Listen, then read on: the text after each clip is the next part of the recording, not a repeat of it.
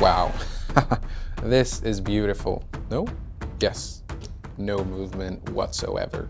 Lego, what are you doing? Ladies and gentlemen, welcome back to the channel. And almost 20 years ago, Lego released their first big brick-built green dragon. This is one of my favorite designs from that set. This came in the Lego Creator Mythical Creatures set. Came with a lot of different types of dragon builds, and this was one of my favorites, a three-headed dragon. Pretty cool. Anyway, we are not here to talk about a 20-year-old dragon at this point. We are here to talk about the brand new LEGO Ninjago Legends Guardian Dragon set. This is a 14+ set coming in at $149 with 1,650 pieces and one minifig. That is a pretty good deal in comparison to the Fire Knight Mech.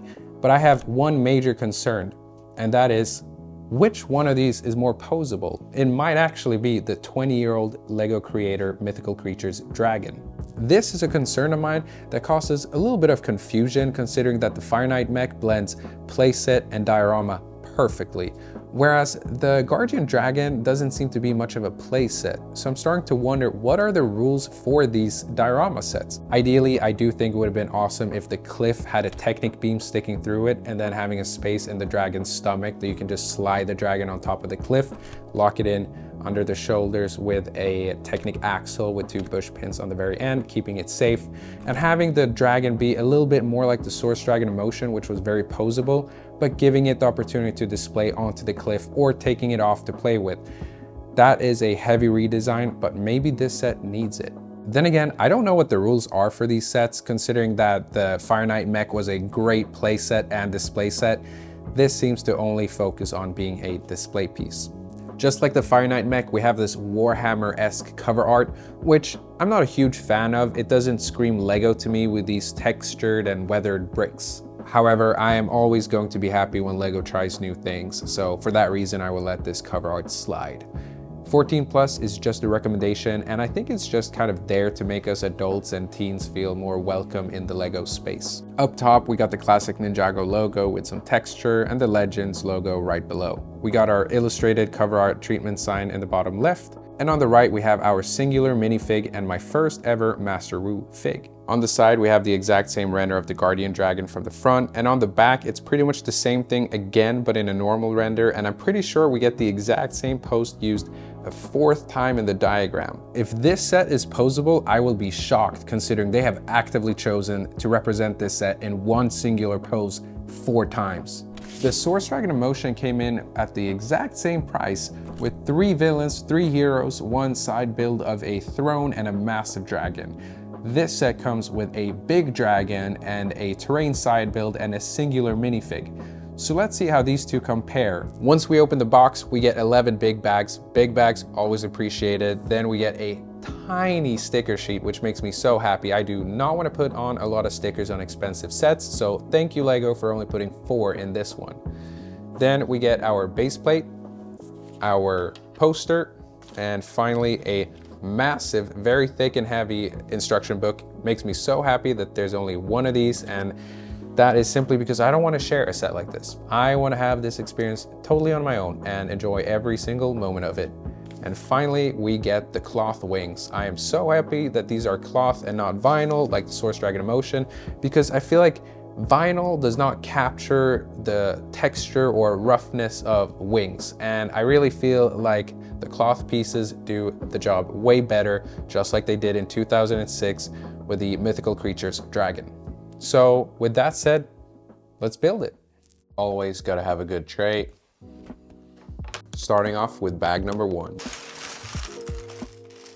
One thing that I'm really happy about is the inclusion of these big singular instruction books. I really miss those from my childhood, because when you got a big set as a kid, they were massive. And for a lot of us, acquiring big sets like this are achievements. So it's very nice to feel that you get rewarded for your achievement by having one big instruction book that is going to take us some time to get through. This is a new armor piece with this dragon on the right shoulder. Really cool to me, and I'm super excited to put it onto our minifig. This is our first and only minifig in this set, which is Master Wu, which is the first time that I ever acquired this minifig. I've avoided sets that are kind of based off of him. This is an old man. I didn't think that playing around with an old man would be like a cool thing to do, but this is a really cool minifig. I'm not sure if it's the best version ever of him, but in my opinion, it might just be that. To give you a better understanding of how this diorama is going to be built, we're going to change the angle right now. Whereas the diorama was the last thing that we built in the Fire Knight Mech, this time it's the first.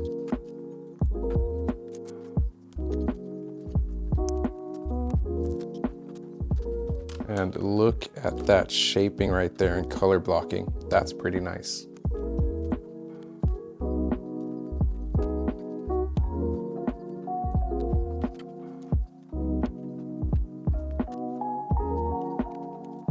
Bag number 2. Maybe this is a cupcake? This is what I imagine being the solution to how you can create a play set and a display set at the same time.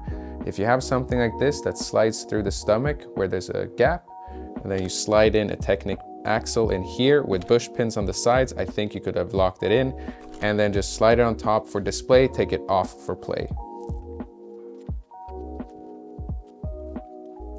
Getting a feeling that this waterfall is going to be beautiful.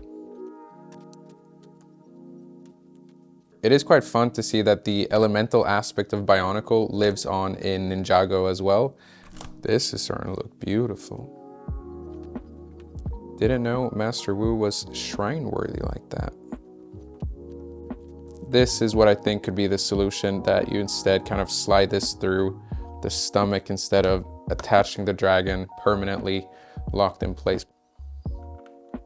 That's pretty neat too, attaching it to the Technic beam. If we're going for the mystical theme, then I definitely think that Ninjago is succeeding here. That went there. I think we got everything. Now that we're back with our usual angle, let's get into bag number 3.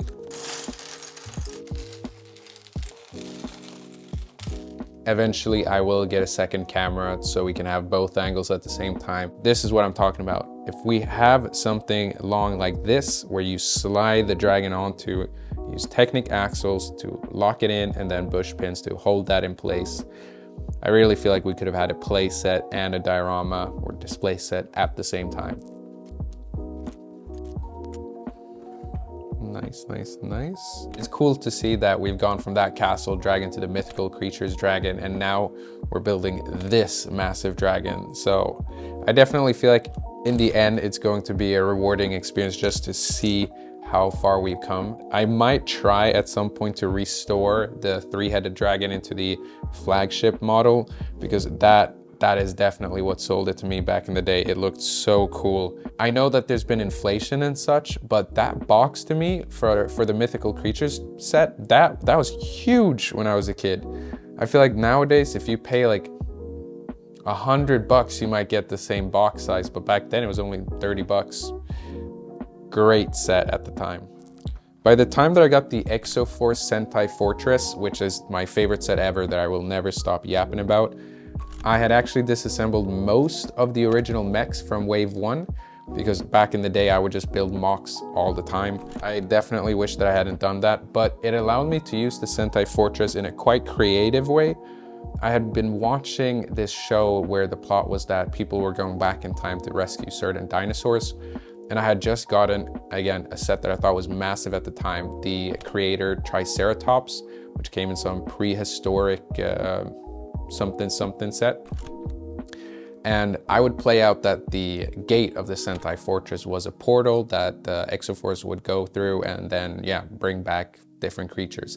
And I had also all of my original dinosaur canister sets that I would also use to play out that scenario, which was pretty fun. I definitely do think that this set does have play value. I'm just not sure to what extent. The dragon is stuck in place, so I'm not sure how you can play that out in a fun way, but maybe it's that you're awakening the dragon or something. But I think the diorama itself does provide a fair amount of play value. You can definitely have fun here with your other minifigs or playing out that Master Wu is going on a solo adventure to awaken the dragon or find maybe like a cure for something, considering there's a bunch of flowers. So maybe it's a medicine that the dragon can deliver.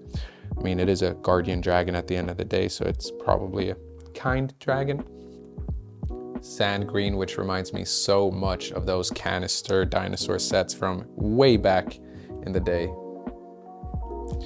Those were some of my first Lego sets ever that kind of introduced me to Lego, but back then they didn't really even feel like Lego. I was one of those dinosaur kids, and for me it was perfect because they were a lot more posable than those like plastic ones that were just kind of set in the one singular pose that they had.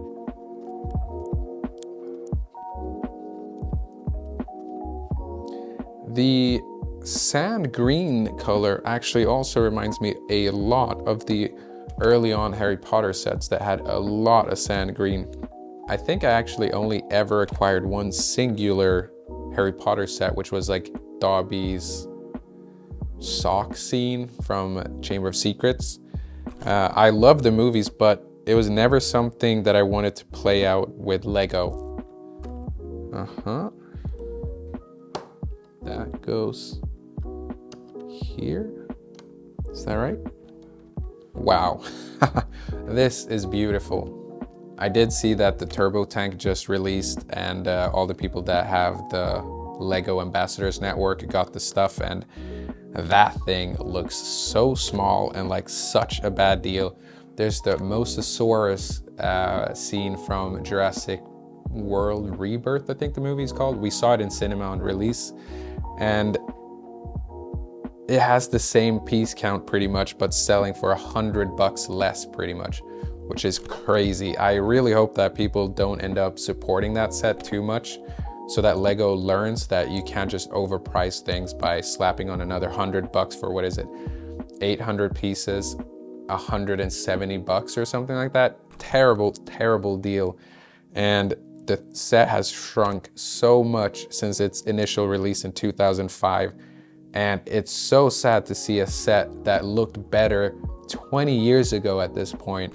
Then we add the final little rock work at the top here.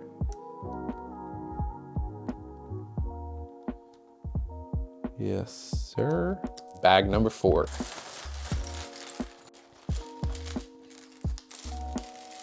Now that we're kind of done with the terrain part, I'm very excited to move on to the dragon. And I have to say, if you're going from Cole's Titan Dragon Mech to this, it's gonna be so nice, considering that the Titan Dragon Mech for me was a little bit of a disappointment before modifying it. After modifying it, I think it was perfect. I am super excited to kind of compare this to the previous diorama set that we built, along with comparing it to the Source Dragon Emotion and seeing which one achieves the most, considering that they're at the same price. So which one has the most value, and is the diorama itself a enticing enough incentive to get this set over the Source Dragon Emotion? It does make me a little bit sad if this set really isn't that posable, considering that there is definitely a solution that could have allowed for that. And maybe this ends up being a little bit like the Titan Dragon Mech, where just a little bit more feedback could have taken this set so much further and letting it achieve its maximum potential, because it looks great.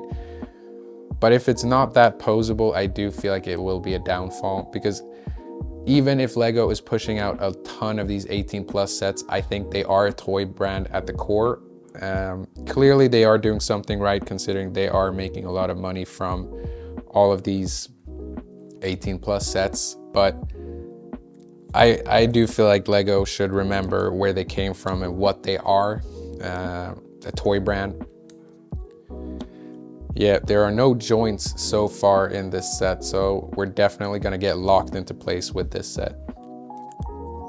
With all these snot techniques going on, it definitely reminds me of building the Source Dragon Emotion, especially now that we're building with gold. I don't recall if I've used this piece before, if it showed up on the Source Dragon Emotion. It feels new to me, I'm not sure. It's not the most exciting piece, but it's definitely angular. We're now using these Technic pieces, and when they're locked in place, they're locked in place. You're not gonna move these things around. One thing that I am very excited to see is actually how the mouth is going to be created. I know that the top part is a molded piece and then it's brick built underneath, which I don't love. I don't see why they couldn't have just made a molded like jaw piece like they've done for all the other dragons. For a set that is 150 bucks, maybe we should have gotten a molded jaw piece. And then that slides in like that, and it's sturdy, but it's not posable at all. Yeah, this is not really what I would call posable. Then again, I don't know what this set is trying to do, considering the Fire Knight Mech did something completely different. So then this leg slides on top here. Yeah, it's not gonna be posable. That's nice. And then we attach the foot, and I mean, it looks great, but yeah, this is the amount of movement that we're gonna get out of this bag number 5. In bag number 5, we get these ball joints. Are we gonna get a little bit of posability now?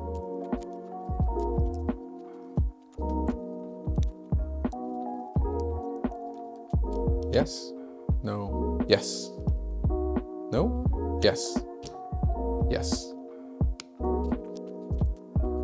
This build is kind of crooked, and when I saw it from the front the first time, I did not understand what pieces were being used here, but it is pretty clear to me that yeah, we're using double ball joints to hold everything together and make it sturdy, and yeah, it's going to go like this, chip, chip, chip, chip.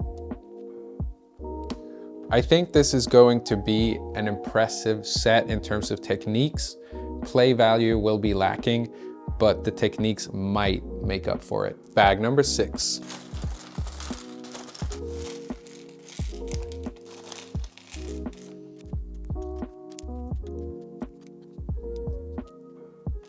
Then we slide that in together.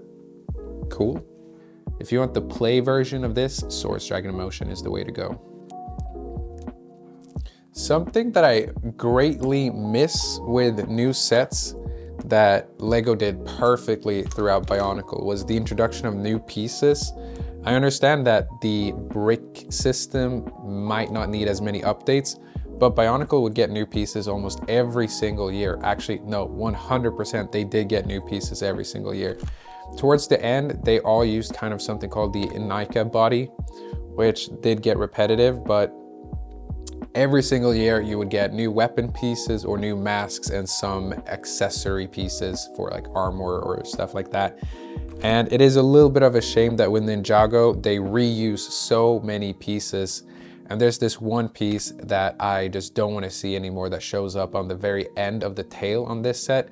That I've seen it in cheap sets, I've seen it in expensive sets, and it just makes me a little bit sad that there isn't something that feels exclusive. I remember in, I think it was 2002, when the Takanuva Bionicle set was introduced, there was this sword piece that ended up on a staff, so it was kind of like a spear, and that piece was exclusive that year to Makuta, which was the big bad villain, and Takanuva. And those two sets were so awesome at the time, but that piece ended up in so many different sets afterwards. It was like a standardized piece, and it was a bit disappointing because that first initial reaction of seeing that piece was, wow, this is cool, this is unique to only the most expensive cool sets. And then it ended up in all the other sets for years. And as you can maybe tell, once again, that is not going anywhere. No movement whatsoever. We attach our second leg. Okay, something doesn't feel right. Oh, there we go. Pretty cool. And now we're gonna cover up this little stuff with some terrain.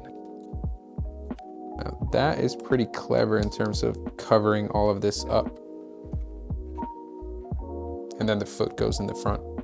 I don't know if redesigning this set will actually work, considering that the Source Dragon Emotion has pretty big feet because it has to hold up the weight.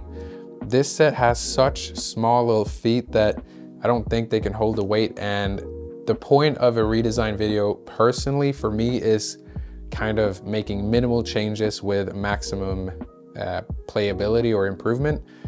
And it just feels like if you would want to turn this into a play set, there's quite a lot of work that needs to be done, to the point where you might end up with a kind of different set at the end, which is not the point, in my opinion, to do a redesign video. But we'll see. If it's possible, I would love to help everyone out and make it more posable. And yeah,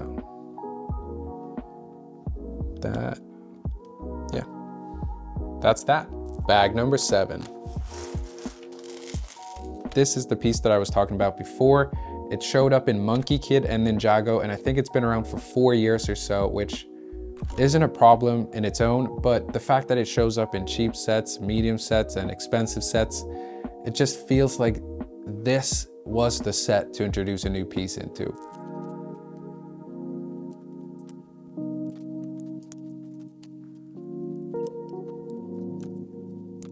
And that is our tail.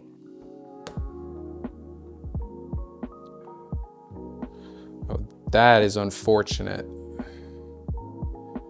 That is not very cool. Could have easily been fixed by just having double joints right here.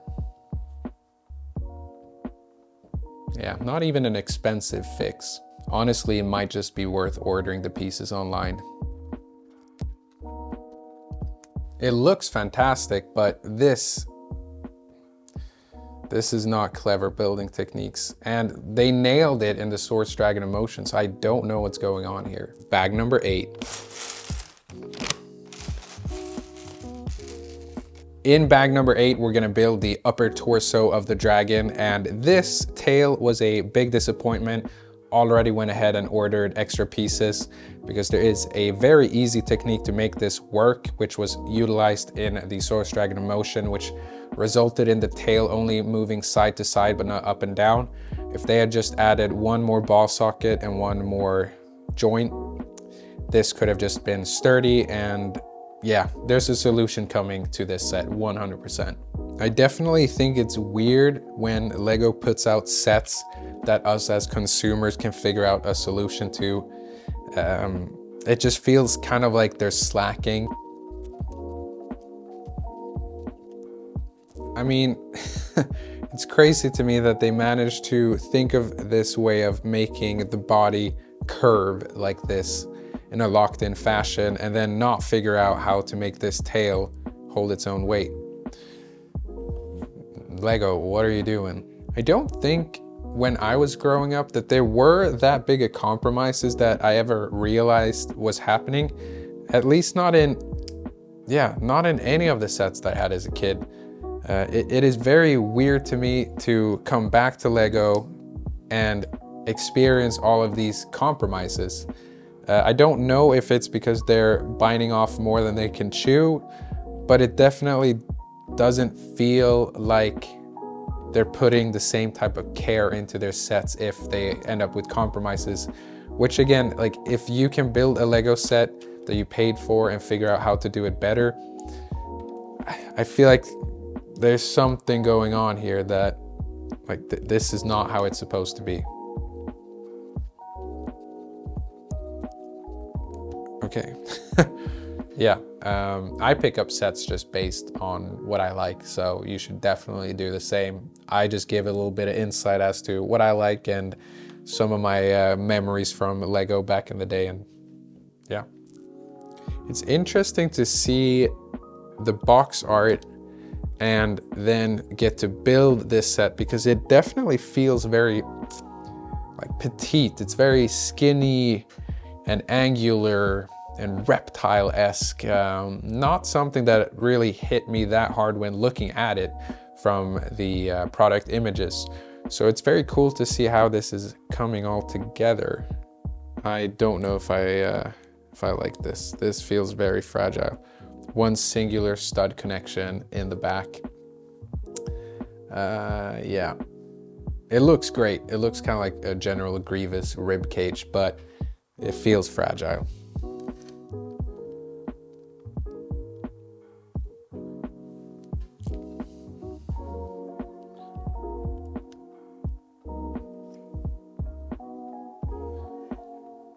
Bag number 9.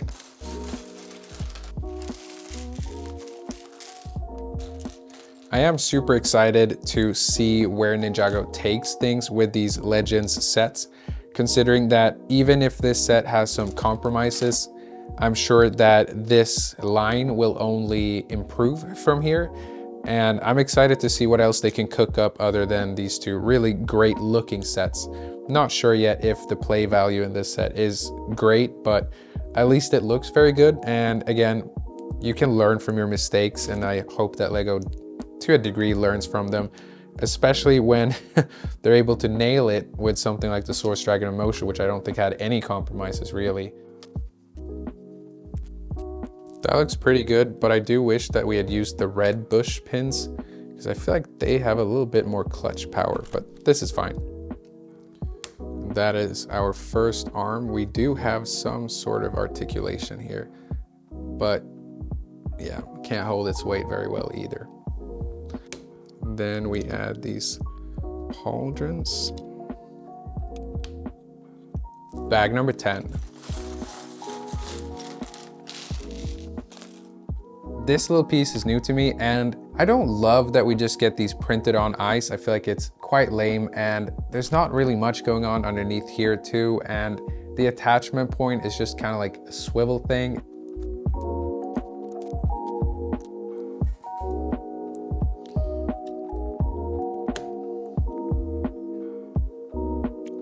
Every single step kind of starts with these 4 pieces, and it gets repetitive. It really does.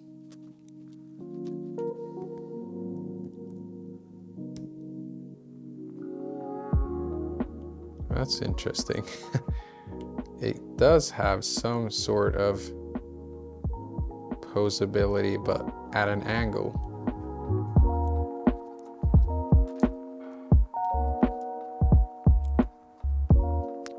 This looks cool, but it is so small and such a few amount of pieces that in 2025, I feel like we could have done better. And especially if you're comparing this to a 20-year-old creator dragon.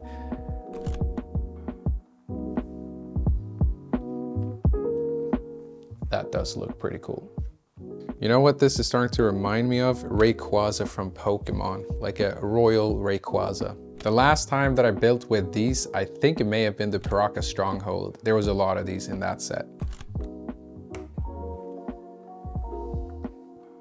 This part here reminds me a lot of the poly bag that I recently built in the blindfold challenge.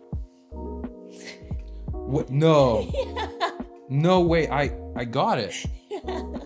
Getting something like this in an expensive set is pretty cool, considering you can get something very similar in a poly bag, and that is going to give you a really fun time if you're on an airplane or a road trip or just at home. It's pretty cool to see that even poly bag sets can have something as awesome as an expensive set like this.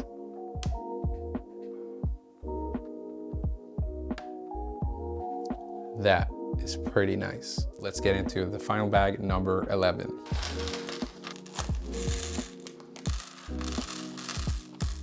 So the first thing that we're doing is adding a bunch of spiky thorns coming through the water down here, which is a little bit odd. Guess it wouldn't be a challenge to see the guardian dragon if it was too easy to get there. Then we make 2 of these that we actually add on to what we built prior, and they go down here. Yeah, you're definitely getting details in this set. Now we get another one of these translucent headpieces that showed up in the Fire Knight Mech as well. And this time it's going to be used as a lantern again. It is really hard at the moment to see what goes where with this little tree thing, considering these leaf things are a little bit hard to see which hole goes where. It looks pretty nice though, but it was definitely tricky, and I don't know if this is correct. Now that we attach the wings, I can tell you for sure that the 2006 Creator Dragon definitely takes the cake when it comes to posability, which is quite unfortunate. I mean, the most articulation we get is in the tail, which can't hold itself up by its own. Anyway, who let the cloth out? Yep, that's the first one. Now we just add these spikes, and then we are done. I think. There's a sword that needs to be hidden as well. But after that, we should be done. It's time to turn this around and then add the last little detail, which is the sword and Master Wu making his way. And that's our set.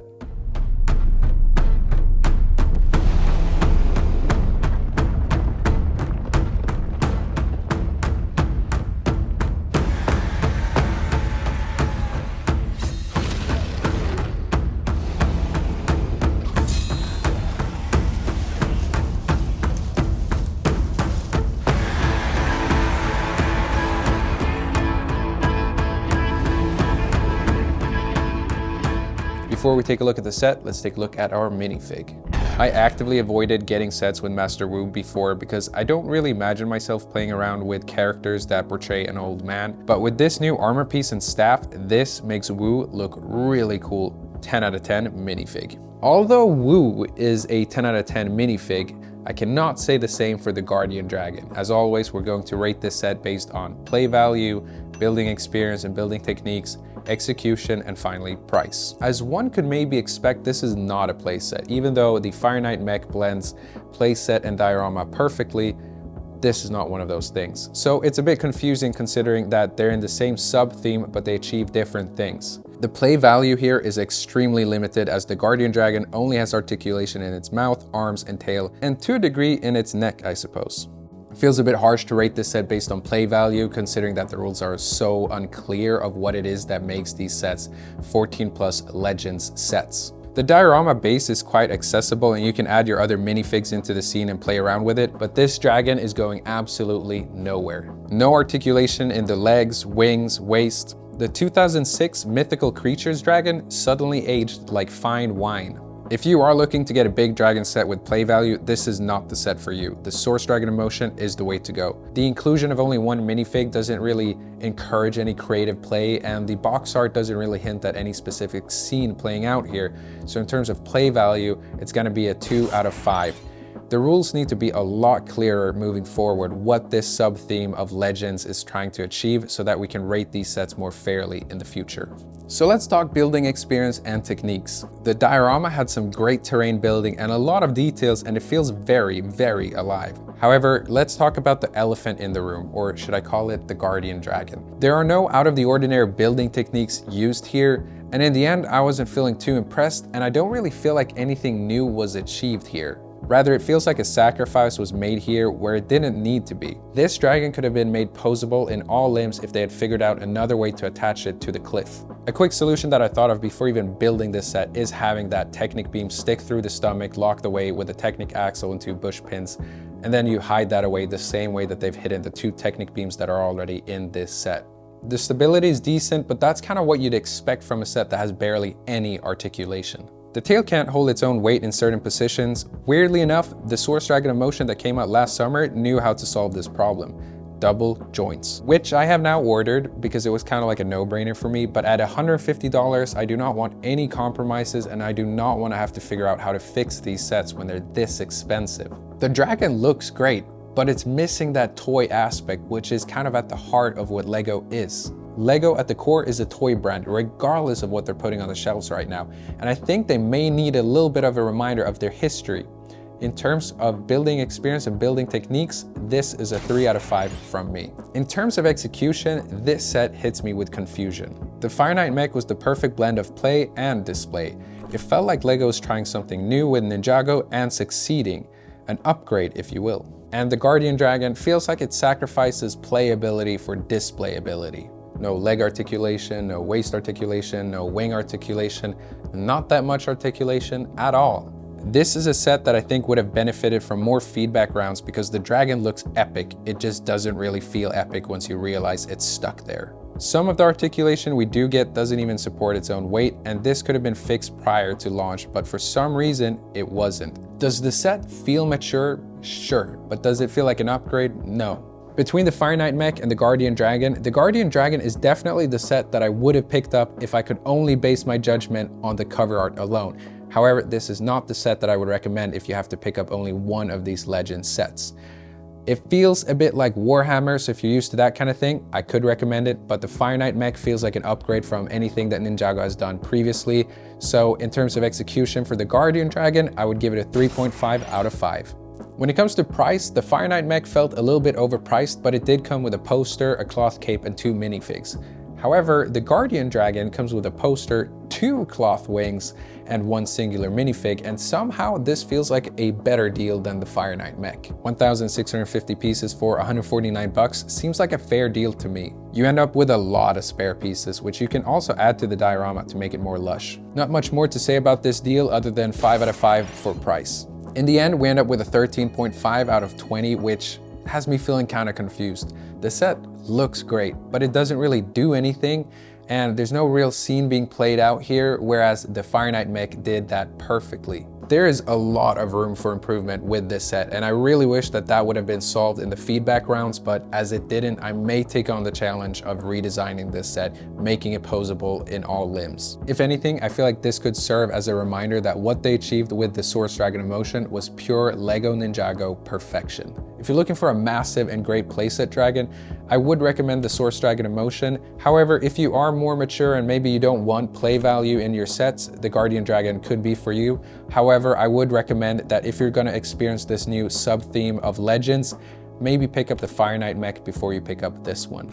Anyway, that's it from me. I guess I'll see you in a birthday blindfold challenge or Jango Fett's Slave 1 review, along with potentially the super overpriced battle droid with stab. Like, comment, and subscribe, and with that said, I now need to go and walk my dog.